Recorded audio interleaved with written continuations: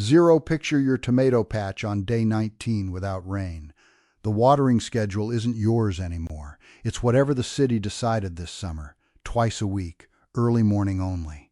The leaves have gone that grayish, curled kind of droopy where you already know, before you even crouch down and check the soil, that this plant isn't coming back. Behind you, the lawn crunches like cereal underfoot. That's the picture most of us carry around when someone says the word drought, a garden quietly giving up. Here's the part almost nobody tells you, though, that failure isn't a verdict on you as a grower. It's a mismatch. The vegetables most of us plant every spring were bred for irrigation, not for endurance. For most of the history of agriculture, people grew crops that expected almost nothing from the sky and did just fine on it. Those crops didn't vanish. They're still out there, still viable, still delicious in a lot of cases.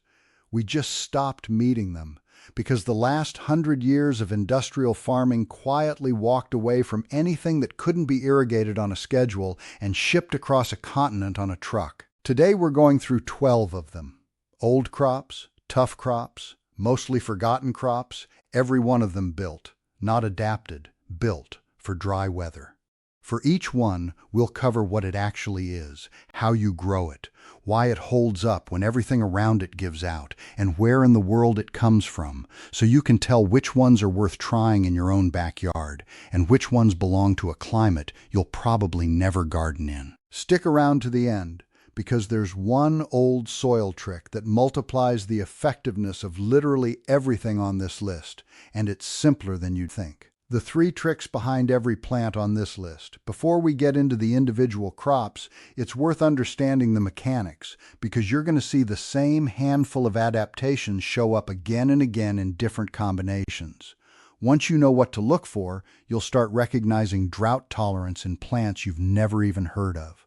Deep roots. A lot of these crops send roots 4, 6, sometimes 8 feet straight down into the earth, well past anywhere a lettuce or a cucumber would ever bother reaching. Down there, past the top foot or two that dries out fast in the sun, there's moisture that's been sitting quietly in the subsoil since the last real rain, sometimes weeks or months earlier. A shallow-rooted plant never knows that water exists. A deep-rooted plant treats it like a savings account. Water-thrifty leaves. Some of these plants coat their leaves in a waxy layer that seals moisture inside, the same basic principle as a raincoat, except it's keeping water in rather than out. Others take a more dramatic approach. They fold up, curl inward, or drop their leaves altogether during the worst stretch of heat, essentially going dormant on their feet, and then leaf back out as soon as conditions ease. It looks alarming if you don't know what's happening. It's actually the plant making a very sensible bet. Trick 3. Speed. A lot of these crops simply outrun the dry season.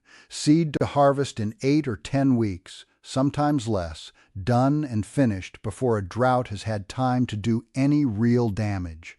If a plant's entire life cycle fits inside a short window of decent conditions, it never has to survive the bad stretch at all. It just times its whole existence to dodge it. Keep those 3 ideas in your head as we go, because every single plant on this list is leaning on at least one of them, and most lean on 2 or 3 at once. Why this matters more than it used to. A quick aside before we get into the list, because I think it's worth sitting with for a second. Drought used to be the kind of thing a region dealt with once a decade, a bad year you talked about for a long time afterward. For a lot of gardeners now, it's closer to the default setting for July and August. Water restrictions that used to be rare emergency measures have become a normal part of the summer calendar in plenty of places. And when that happens, the instinct most of us have is to fight it. Dig the hose out more often, mulch heavier, maybe install drip irrigation on a timer. All of that helps, and none of it is wrong. But there's a second, quieter option that most gardening advice skips right past. Instead of forcing a thirsty plant to survive on less, plant something that was never thirsty to begin with. That's really the whole premise of this list. We're not talking about drought tricks. We're talking about drought crops, plants where the tolerance isn't a workaround, it's the whole design. Part 1. 4 crops for a normal dry summer. These first 4 are the ones I'd actually recommend to most people watching this, wherever you are in the continental US or southern Canada. They'll shrug off a normal summer dry spell without any special babying. Let's start with grain amaranth, because it might be the single most underrated plant on this entire list. It does double duty in the garden. While it's young, you can harvest the leaves and cook them down the same way you would a mild spinach. Tender, a little earthy, completely unfussy in the kitchen. But let it keep growing, and it sends up these towering seed heads, some in deep red, some in gold, that look almost ornamental enough to plant just for the color. Those seed heads are where the real payoff is, a tiny, protein-rich grain you can cook into a porridge, similar to how you'd handle quinoa or grind down into flour for baking. Here's the counterintuitive part. Amaranth actually performs worse with too much water and overly rich soil, because that combination pushes the plant toward producing more leaf growth instead of putting its energy into seed. So this is one of the rare crops where babying it with fertilizer and frequent watering works against you. Growing it is about as low effort as gardening gets. Scatter the seed thin across warm soil in late spring, thin out the seedlings once they come up, and then mostly leave it alone. You'll know it's ready to harvest when the seed heads have dried out and the grain rubs loose easily between your palms with barely any effort. A couple of practical notes if you're trying this for the first time. Amaranth seed is genuinely tiny, closer to a grain of sand than a typical vegetable seed, so it's easy to sow it far too thick without meaning to. Mixing the seed with a little dry sand before scattering it gives you a much more even spread and saves you a lot of thinning later. And because the young seedlings look almost identical to a common garden weed called pigweed, which is actually a wild relative of amaranth, it's worth planting in a clearly marked row the first time around so you don't accidentally hoe out your own crop. Once the plants get some height on them, the resemblance stops being a problem. Nothing in a typical vegetable bed looks quite like a mature amaranth seed head in full color. Next up, grain sorghum, which most people only know as bird seed, or maybe as the source of sorghum syrup on a pancake. Both of those associations undersell it badly. This is a legitimate grain crop, one that uses a fraction of the water corn needs to produce a comparable yield.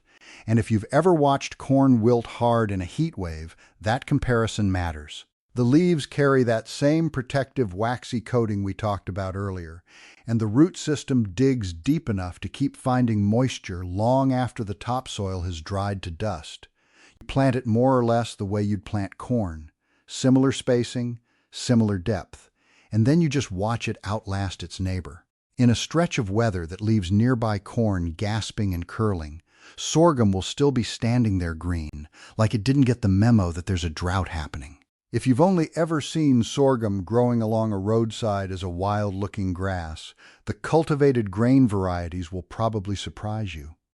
The seed heads come in a range of colors from pale cream through deep bronze, and a stand of it at full height has a presence in a garden that most grain crops don't. It's also worth knowing that sorghum handles poor, compacted soil better than almost anything else on this list, which makes it a reasonable first crop to try in a bed you're not totally confident in yet. Birds do enjoy the ripening seed heads as much as you will, so if you're growing it specifically for your own harvest rather than as a wildlife planting, netting the heads as they mature is worth the extra 10 minutes. Cowpeas, also known as black-eyed peas. Third on this list, cowpeas, which most of us know better as black-eyed peas, where a standard green bean plant will drop its blossoms and just stall out completely once a heat wave hits. Cowpeas do the exact opposite. They're happiest in hot, lean soil, and they'll actually flower more once the temperature climbs, not less. It's a plant that treats the conditions that break other beans as an invitation. Like most legumes, cowpeas also fix nitrogen in the soil as they grow, meaning they leave the ground in better shape than they found it, a genuine bonus for whatever you plant there next season. You can eat the pods young and green, snapped fresh off the vine, or let them dry fully on the plant for winter storage, giving you a shelf-stable protein source that costs you almost nothing in water. And don't skip the leaves, either. They make a perfectly good cooked green in their own right, so almost nothing on this plant goes to waste. One thing worth flagging for anyone who's only ever grown pole beans or bush beans: cowpeas sprawl. Given the room, the vines will happily wander several feet in every direction, so give them real space or a sturdy trellis, and don't expect the tidy, compact growth habit of a typical green bean plant. They're also remarkably forgiving about soil quality. This is a crop that was cultivated for centuries, specifically because it performed in soil too poor and too dry for other legumes. So if you've got a rough patch of ground you haven't figured out what to do with, cowpeas are a reasonable way to find out what it can do. Rounding out this first group is pearl millet, an ancient African grain that adapts readily to a warm, temperate summer, even though it originated somewhere much hotter and drier. Its defining feature is speed. It's often ready for harvest in just 8 to 10 weeks, which makes it forgiving even if you're working with a shorter growing season than you'd like. On top of that quick turnaround, it needs less water than almost any other grain crop you could plant. Once you've harvested it, pearl millet is genuinely versatile in the kitchen. Cook the grain the way you'd cook rice, grind it down into flour for baking, or pop it like popcorn for a snack that most people have never encountered before. For the amount of water it asks for and the speed at which it delivers, it's hard to find a better return on investment in a dry summer garden. Because it matures so quickly, pearl millet is also one of the better options if you're gardening somewhere with a genuinely short window between your last spring frost and the first real heat of summer. You can get a full harvest in before conditions turn difficult for anything else. Some gardeners plant it in succession, putting in a new round every few weeks through the growing season, which spreads the harvest out instead of dealing with one large flush of grain all at once. The plants themselves top out at a manageable height, generally shorter than corn or sorghum, so it's a reasonable choice even for a smaller raised bed where a towering crop wouldn't be practical. 8 more worth knowing. Now, the next 8 plants aren't necessarily for every backyard. They come from hotter, more arid regions than most temperate gardens can really offer, and if you try to grow them somewhere with a mild, wet summer, you may find they sulk rather than thrive. But they're absolutely worth knowing about and worth seeking out from a grower whose climate actually matches theirs, because each one represents a different, fascinating solution to the same basic problem. How do you grow food where almost nothing falls from the sky? Tepary beans come out of the Sonoran Desert, and they're arguably the most drought-hardy bean on the entire planet. Their roots will chase water 6 feet down into the ground on almost no rainfall at all, a root system built for a landscape where a wet year might still mean less rain than a dry year somewhere else. Fonio is a tiny West African grain, sometimes called the grain that feeds the desert. It can go from seed to harvest in as little as 6 weeks, arguably the fastest crop on this entire list, which makes it an option even in places with a genuinely brutal, compressed growing window. Bambara groundnut is an African legume that ripens its pods underground, peanut style, burying its harvest below the surface where the soil stays a little cooler and a little more stable. It tolerates poor, sandy soil that would defeat most other crops outright. Cassava is a tropical root crop that feeds hundreds of millions of people worldwide, producing enormous starchy roots, even out of poor soil with minimal input. One important safety note here, and it's a real one: the roots contain compounds that must be thoroughly cooked out before eating. Cassava should never be eaten raw. Pigeon pea is a woody, perennial legume from India and the broader tropics.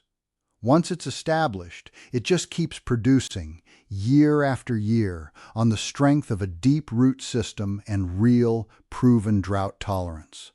Less of an annual chore and more of a long-term investment. Moringa, sometimes called the miracle tree, is prized for how nutrient-dense its leaves are. It tolerates brutal heat without complaint, and remarkably, it will regrow from the roots even after a severe drought has apparently killed everything above ground. Chiltepin pepper is a wild pepper considered by many to be the ancestor of most cultivated chilies grown today. It's a small woody shrub, and it will keep bearing fruit for years on very little water, quietly outlasting far showier pepper varieties. Tindora, also called ivy gourd, is a vigorous vine from India and Southeast Asia that produces small, cucumber-like fruit nearly year-round in frost-free heat. A genuinely productive plant for anyone gardening somewhere that never really cools off. Taken together, these 8 aren't a random grab bag. They represent nearly every major hot, dry-growing region on Earth. The Sonoran Desert, the Sahel, Southern Africa, tropical Latin America, South Asia. Each culture that developed these crops did it independently, over centuries, working from whatever local pressure they were dealing with. Sandy soil, no irrigation, brutal heat, short rainy seasons. The fact that so many of them converge on the same handful of strategies, deep roots, underground storage, waxy or drought-deciduous leaves, extreme speed, tells you something. There's a fairly small toolkit that actually works against serious aridity, and these plants have been refining it for a very long time, long before anyone had a word for drought-tolerant landscaping. The one trick that helps almost everything on this list. Whatever you end up planting from either of these two groups, there's one old soil amendment that shows up again and again across dry climate growing traditions all over the world: biochar. At its simplest, biochar is just crushed charcoal, worked directly into the soil. The Amazonian terra preta soils, created deliberately by indigenous farmers centuries ago, are still exceptionally fertile today, and a meaningful part of that fertility traces back to the charcoal those farmers worked into the ground generations before any of us were born. Here's why it works. Charcoal is riddled with microscopic pores, so structurally it behaves like a sponge. It soaks up water whenever water is available and then releases that moisture slowly back to plant roots during the dry stretches in between waterings, smoothing out the feast or famine cycle that stresses plants the most. On top of that, it helps hold nutrients in place in the soil rather than letting them wash away, and it gives beneficial soil microbes somewhere to live and multiply. And unlike a lot of soil amendments that need reapplying every season, once biochar is worked into a bed, it stays effective for years. Before we wrap up, let's run through a handful of questions that tend to come up whenever this topic gets discussed.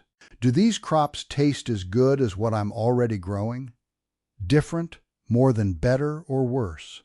A lot of these plants have flavors that are earthier, nuttier, or more mineral forward than the mild, water-plumped produce most of us are used to from a well-irrigated garden. That's not a flaw. It's the same trade-off you see in wine grapes grown under stress, where a vine that struggles a little often produces more concentrated flavor than one that's had everything handed to it. Can I grow just 1 or 2 of these instead of overhauling my whole garden? Absolutely, and honestly, that's the more realistic starting point for most people. You don't need to rip out your tomatoes and peppers to try this. Dedicate one bed, or even just a few square feet, to cowpeas or amaranth this season and see how it goes before you commit any further. Where do I actually find seed for these? The 4 crops in the first group, amaranth, sorghum, cowpeas, and pearl millet, are increasingly available through mainstream seed catalogs, especially ones that specialize in grains or heritage varieties. The 8 in the second group are more specialized. Regional seed libraries, university extension programs in arid states, and growers who specifically focus on indigenous and heirloom varieties are usually your best bet. Will any of these survive an actual hard freeze? No. Drought tolerance and cold tolerance are 2 completely separate traits, and most of the plants on this list, especially the ones from tropical and desert regions, have no frost tolerance at all. Treat the second group in particular as warm season or frost-free climate crops only. Why did we ever stop growing these? It's worth pausing on this question because there's no real conspiracy hiding behind it, just plain economics. Large-scale agriculture standardized around a small handful of thirsty, high-yield crops: corn, wheat, rice, a few others, because uniformity is what makes a crop efficient to farm at scale, efficient to ship, and efficient to sell in a grocery store. Crops that didn't need irrigation, that didn't fit standard mechanized equipment, or that didn't travel well in a truck simply had no place inside that system. So, gradually, they faded out of most people's gardens and most people's diets. They never actually disappeared, though. They stayed alive and in active use in the regions and communities where they'd always made sense, which is exactly where a lot of us are rediscovering them right now as more gardeners start paying closer attention to water. To bring it all together, amaranth and sorghum are your grain crops, cowpeas are your heat-loving bean, and pearl millet is your fast, thrifty grain option. All four are solid, dependable choices for a normal temperate summer wherever you're gardening in most of the U.S. or southern Canada. Tepary beans, fonio, bambara groundnut, cassava, pigeon pea, moringa, chiltepin, and tindora all belong to hotter climates specifically, but they're absolutely worth knowing about and worth trying firsthand if your summers run genuinely brutal. And biochar, worked into any of these beds, stretches every single drop of water you do get, no matter which of these 12 you end up planting. Closing and call to action. So if you take one thing away from all of this, let it be this. A wilting garden in August doesn't mean you failed at gardening. It usually just means you planted crops that were bred for a world with a hose attached to every bed. Swap even 1 or 2 beds over to something on this list, and you'll probably find the difference is less about effort and more about picking a plant that was never fighting the weather in the first place. If you've grown any of these yourself, especially the amaranth, the sorghum, or the cowpeas, I'd genuinely like to hear how they did for you and what part of the country you're gardening in. And if you're somewhere hot and dry, and you've grown the tepary bean, or moringa, or one of the other 8 firsthand, you know more about them at this point than most of us watching this video. Come share what you've learned down in the comments. If this was useful, a like helps it reach other gardeners staring at the same crunchy lawn you might be dealing with right now, and subscribing means you won't miss what's coming next. Next time, we're building a proper compost pile from scratch, because good compost is ultimately what lets any soil hold onto moisture in the first place. It's the piece that makes everything else on this list work even better. See you then.